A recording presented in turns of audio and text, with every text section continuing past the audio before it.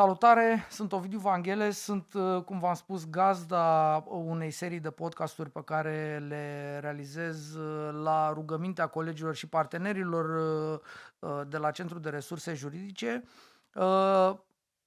Vom discuta în toată această serie despre tot soiul de lucruri care ne interesează, în special pe colegii de la CRJ, dar și pe noi ca jurnaliști în situații când ajungem să scriem despre lucruri care se întâmplă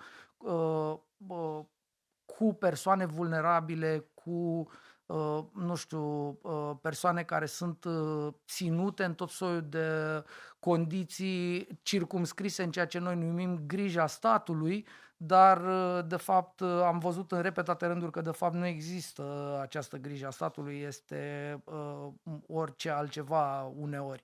O am alături de mine pe colega Georgiana Pascu, director de program la CRJ, și alături de noi este o doamnă psiholog din Norvegia, se numește Kari Øverland, sper că am pronunțat corect. Am vorbit într-un episod anterior cu o doamnă superintendent de poliție, deci polițist superintendent, comisar șef. Comisar șef în română, care ne-a vorbit despre cum putem să audiem victimele și cum să pregătim victimele pentru orice intersecție cu sistemul judiciar și așa mai departe. Iar astăzi vom vorbi cu o doamnă psiholog clinician, Kari Øverland, vă spuneam, care ne va explica cum reușim noi să înțelegem agresorul. Pentru că și agresorul, de multe ori, poate să fie o persoană cu dizabilități sau o persoană, un copil, nu? Am văzut cu toții celebrul serial Adolescence de pe Netflix, cu un copil, nu? Care până la urmă a ajuns să comită o crimă și povestea din acest serial este ce anume l-a făcut practic cu acest copil, nu? Să ajungă să comită o crimă. Georgiana, bine ai venit. Mai întâi te-am introdus, după care m-am apucat eu să explic chestii. Deci, bună! Bună, Ovidiu! Mulțumesc mult și eu în numele Centrului de Resurse Juridice pentru invitație. Cu mare drag!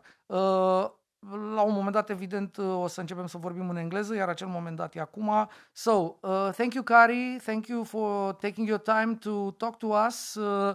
Let's start by, I don't know, understanding that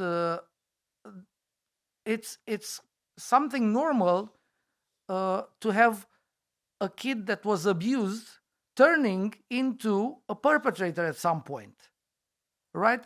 What you are working on and trying to help even the judiciary in some cases to understand is the background, the development that kid had from a normal kid to the perpetrator that he now is. Tell us about the experiences you have with this kind of things. Thank you, Ovidiu, and thank you for inviting me. I'm very happy to be here. It's a complex question you raise, but from my perspective, I think it's important to broaden the horizon when you look at risk of becoming a perpetrator in the adolescence or even later in life, from the individual perspective, ranging from the family situation and maybe even more so important, the societal situation. Yeah. Because the individual is just a part of the whole thing, and what the individual experience in the family and in the larger society of marginalization, exclusion, and all different kind of negative perspective of oneself is very important risk factors of later becoming a perpetrator oneself. Well, we've had a lot of cases here in Romania, and Georgiana knows well, really, really well, possibly knows the most details of cases like this in Romania. We've got a lot of, children in care homes that first have been abused, possibly by elder children there, or I don't know, possibly even by adults that were supposed to take care of them. And then, the environment turned them from victims into perpetrators. So how can you identify this kind of development? What tools do you use in order to identify this kind of development that I'm talking about? I think it's the kind of roots from being a victim oneself to later being a perpetrator are many, and they're different. But I think it all goes back to the fundamental need of a person of belonging and feeling safe and having the fundamental needs met to feel as a part of society and feel as a part of the group in order to obey the rules, both the formal rules and the informal rules of that society. So if an individual has never felt included, has never felt a way to actually adjust to that society, it's much easier to break those rules, really. And if you haven't experienced respect and your own rights actually respected, then it's much harder to learn also to respect the rights of others. In addition to that, we know that growing up in deprivation, growing up with maltreatment is a huge risk factor for all different kinds of mental disorders. That is also risk factors in themselves. So I think that's really multifaceted, the reason why this is. But if you ask me, I'd say that not feeling as a part of the society is a huge risk factor. And that's also something I think every society should bear in mind when we try to prevent crime against juveniles. Because if we create strict environments and strict societies that have not got room for everyone, then we're basically producing crime. So the way to avoid crime, from my perspective, is to actually create societies and create environment where young people can thrive and feel included. That's a very important way to work with those kind of problems. I would pick up on what you said about, the society creating crime and criminals. And I was thinking, we were talking I was saying in the opening remarks of this discussion that there are a lot of, people that are in the state's care, we call it, and private as well. And also private, but they are still, in the state's care, but sent to private institutions, facilities. Yeah. Is it safe, Georgiana, to say that the Romanian state is, generating criminals? Is it not necessarily criminals as killers, but perpetrators, because of the lack of care that's basically the state's care in Romania? Is it safe to say that? I mean, is that a decent perspective eventually? I think there are still two discussions here, and maybe Kari can help us as well. There is one discussion around the idea of institutionalized children that came from very, very poor, very rural, remote families, so from the middle of nowhere, that have no access to education, to social services, to mental health services. The societal rights eventually, right? Exactly. And then they arrive in institutions, facilities for children under the Child Protection Directorate, and there they should also start fighting for their rights without their parents and without anyone that can actually take care of them. And supervise them and Exactly. also help them, grow to the normal individual that we expect, right? Exactly. So they were picked up from their families because they need help, but they need help within their communities, within their families. So they were firstly abused by the state, by institutionalized them, and deprive them of their parental care and rights. And secondly, as I just recall a situation from yesterday, from one of our monitoring visits, I'm also seeing, so many adults with intellectual, developmental, or psychosocial disabilities that were as well secluded in former communist orphanages, so abused a lot. Abused basically throughout their whole lives. Exactly. So without any, support from families, but also, not even enough, how can I say, access to communities, to be honest. And then, so they were not exposed to, others' life. So they don't know how to behave with others in the community. But on the other hand, it's also this population of institutionalized adults that were previously children in these communist orphanages that are now in these adult facilities. And now I recall a situation that I discussed yesterday in one of our unannounced monitoring visits in an institution in a rural area, where we found this lady, and during our interview, someone told us from the institution, but she was hospitalized in a huge psychiatric hospital in that particular county. And when I discussed with her in the presence of the nurse of this social care home, and I asked her, so how it was when you was hospitalized? She said, I was secluded, I was strapped to the bed.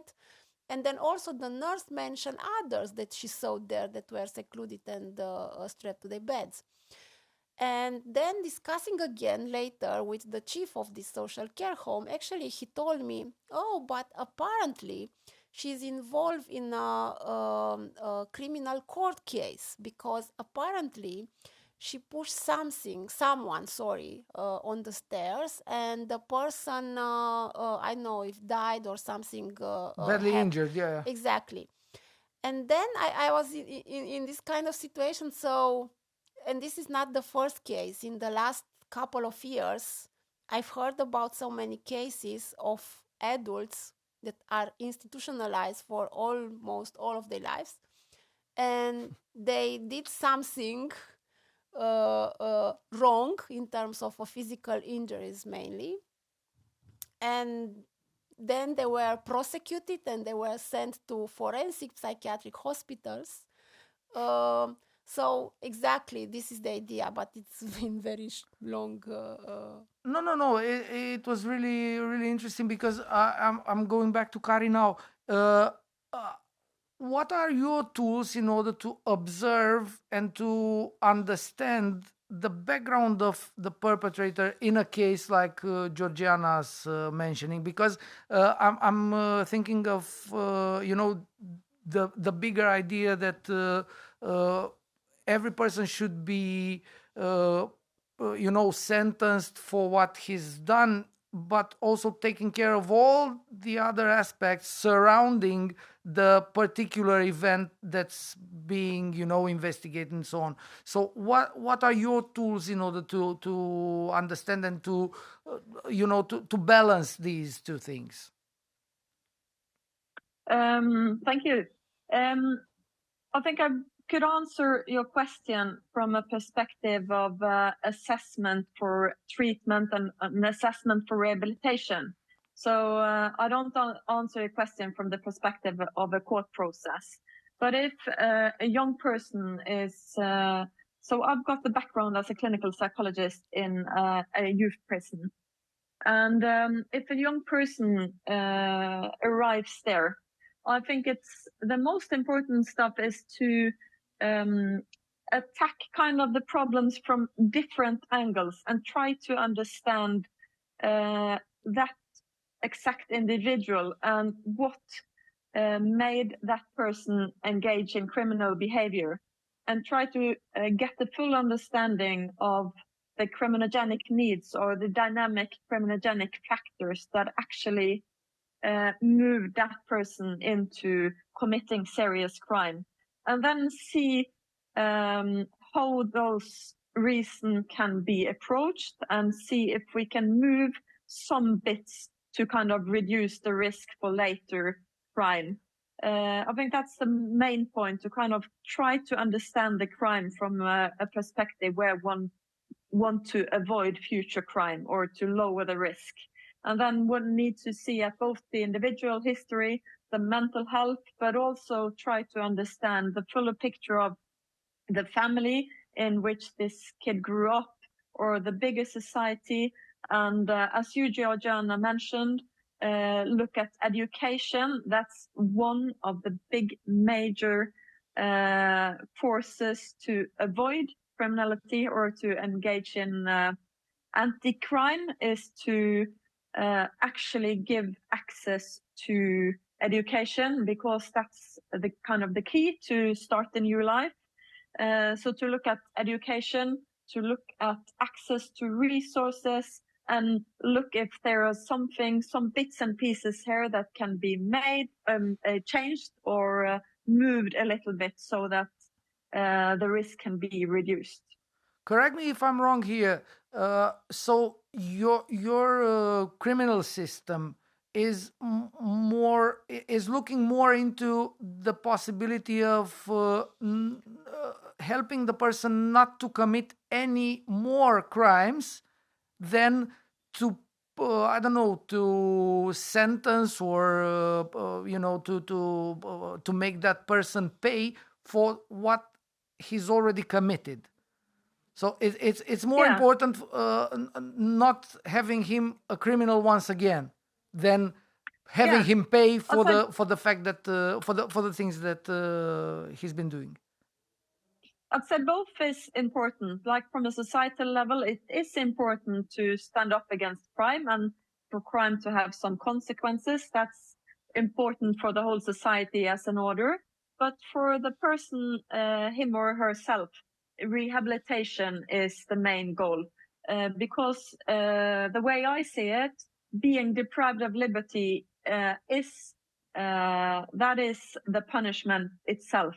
And then we should put into that punishment or the deprivation of liberty whatever can change or rehabilitate the person, so that that person can come out in the society and have a better chance of living a normal and crime-free life. So the accent you're putting on rehabilitation inside, the penitentiary where that person has arrived because of doing something wrong, is huge in Norway. Do you have any, input on, the Romanian system, and how is the Romanian system dealing with this kind of people in the Romanian jails? Do you have, all sorts of meetings or expertise with people there? I think it's hard for me to judge the Romanian system, as my starting point is the Norwegian system. But I can elaborate a little bit on the rehabilitation. So I think in the rehabilitation process, it's important both to look at like the criminogenic factors, the factors that actually push that individual into committing crime, and also on the more positive side, to have a look at what could be the potential for a good life for that person. And as I mentioned, in that perspective, education is a huge factor. And education is very important in Norwegian prison and in the juvenile units. especially because, as I say, that's the key and that's the opportunity for crime-free life.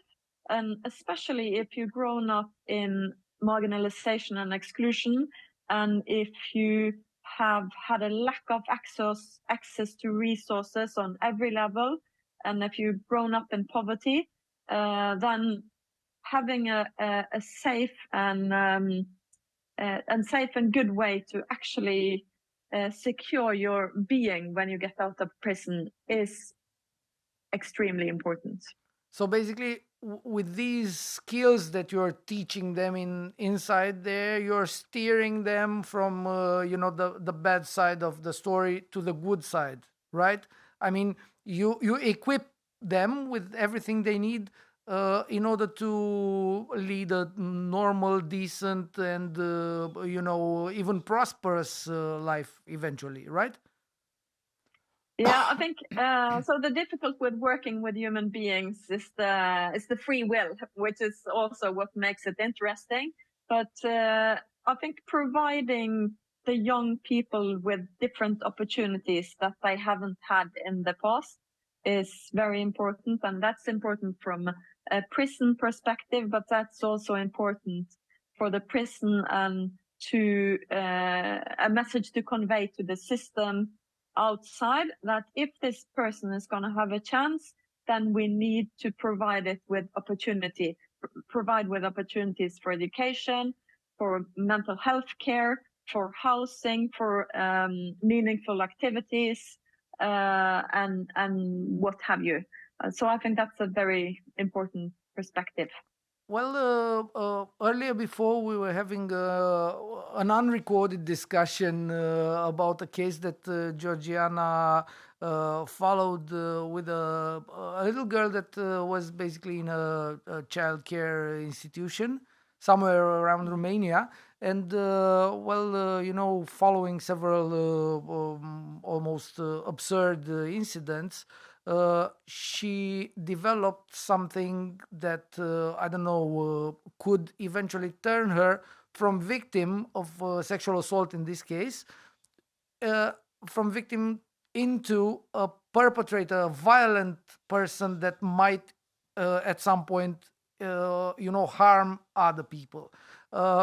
You know all the details. Maybe Georgiana can point, for several seconds, the most important aspects in this case, and then I'll get back to you, Kari, in order to, explain this in theory. Like, what would you do in that kind of case? So, Joe, please. Yeah, it's about a little girl. She's less than, didn't reach the age of 10. Wow. And she used to live in another country with her family. Her mother suddenly died. And then she was sexually abused by an older man. This man was secluded, and she arrived in a public child protection facility. Exactly. Yeah. Emergency. Then she was hospitalized in a psychiatric hospital. Then she went in a foster family where she was again, assaulted. Exactly. She complained about this. She arrived again in the same so-called emergency center for children, where she was interviewed by a police officer. She told him about what happened, and at the end of this, at the end of the hearing, the police officer told her, "Oh, you destroy my." You ruined my case. You ruined my case, exactly. Because she said, now I'm really sorry because I know that this man will go to jail. And after that, she was so upset because probably about this discussion or about everything, that apparently she killed a cat from this institution. And she put the head of the cat in a bag, and she went to the psychiatric hospital for children with that bag, and she asked them for help. And actually, we follow this case from the psychiatric hospital to the emergency center. And a couple of days ago, we found out that actually she was released to the community, and she's now living with someone from the family. Wow. And but without any, what I wanted to say is to underline actually that everybody around this child said we don't have the capacity and we don't have mental health services here in our community, and she needs help. But even so, there is now a court decision that said that the girl should live in the community without asking the community for any kind of specialized services. And now everybody is prepared for her to come back. Well, this shocking story, Kari, what tools would you use in order to intervene in this case and, I don't know, switch the the development of this kid? I think it's really hard to kind of point out the strict direction in a case from such a brief introduction, but I think I'd go with two different routes. I think the one thing is kind of try to understand what pushed this girl into such a desperate action, and that would probably involve both some trauma treatment, some understanding of her own perspective. As you, Georgiana, mentioned before, I would also be interested in this girl's kind of cognitive foundation, her ability to understand herself and the world, and also if there's some neurodiversity going on, to see if there are kind of special needs this little girl has beyond mental health and trauma treatment. There might also be some need for cognitive intervention or some learning intervention, or if there's autism or ADHD or neurodiverse, she could also benefit from some interventions. But on a more fundamental level, I would be interested in giving this girl opportunities for alternative identities rather than being a perpetrator. And that would be my fear if she's kind of released to the community, if she is released as the cat killer that could kind of just be stuck with her and leave her lack of room to kind of develop her own identity and see herself as something else than someone who did something horrible, or someone who other people have done horrible things to. So actually just give her the opportunity of what you'd say a normal and healthy upbringing would be: activities, friends, people to interact with, and people who could give other kind of feedback on her personality than just the problematic sides of her own experience and her own doings. Because I think what we haven't touched into is how flexible and how dynamic identity formation is in those early years. I mean, we all see it in our own kids, how you kind of test out different ways of being in the world and different people to interact with.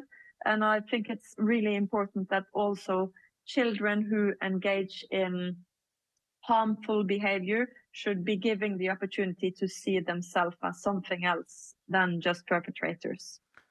One more question before we end this too short conversation is using this kind of tool and, I don't know, mindset, did you have, I don't know, some cases like this in your background, and these tools helped the particular people in this kind of cases? Did you, I mean, could you remember something like this happening, and your intervention of this kind helped and switched, the becoming of the person involved? I think it's hard to find the particular case and also the case of confidentiality. Well, yeah, but I think that kind of trying to understand a young person and trying to provide that person with opportunity always helps people. And on the sad side, there are young people who's got such a horrible history, and maybe they even lack resources in themselves, so that there's not a glorious outcome in any way, but changing things a little bit to the better could even though that person might engage in future crime, it might lower the risk a little bit, or you might avoid some of the most serious cases. And I am very sure that those kind of perspective of actually understanding and providing with opportunities has changed the life of juveniles who's been in our unit the last 15 years while I worked there.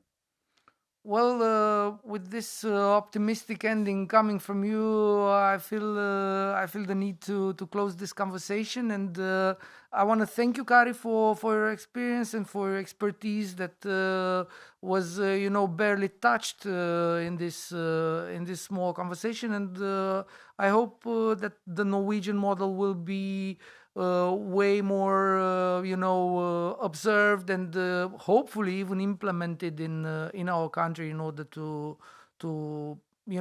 get to those positive results eventually. So thank you again. Thank you, Georgiana, and hope to see you at some point and discuss a little bit more about everything. Thank you. Thank you, Kari. Thank you for inviting me. It was a pleasure. Thank you.